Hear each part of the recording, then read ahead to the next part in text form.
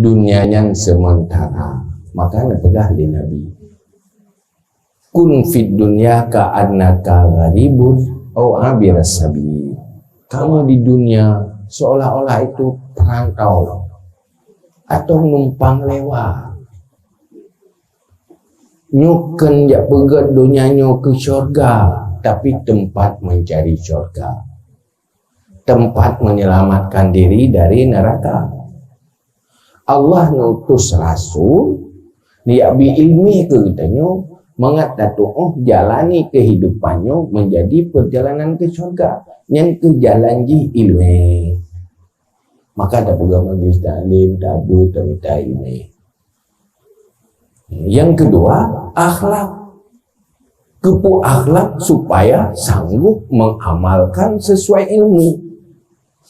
Manusia menyohana akhlak nyahan sanggup beramal.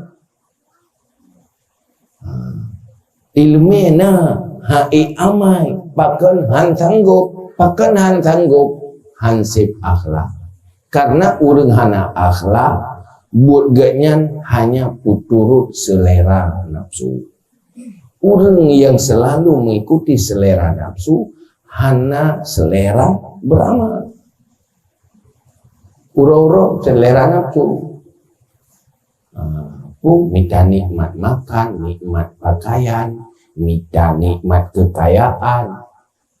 Yang kenyang, minta pujian bagi manusia. Hari-hari hanya bergerak menuruti dorongan selera nafsu. Akhlak itulah yang membuat manusia bahagia beramal sesuai dengan perintah Allah. Melawan selera nafsu. Maka dua hal yang paling penting yang pernah oleh Nabi bagdanya. Pertama menjadi manusia yang sabar, yang kedua menjadi manusia yang bersyukur. Yang menyukannya sip, yang kasiap, yang jaminan udip, jaminan mati.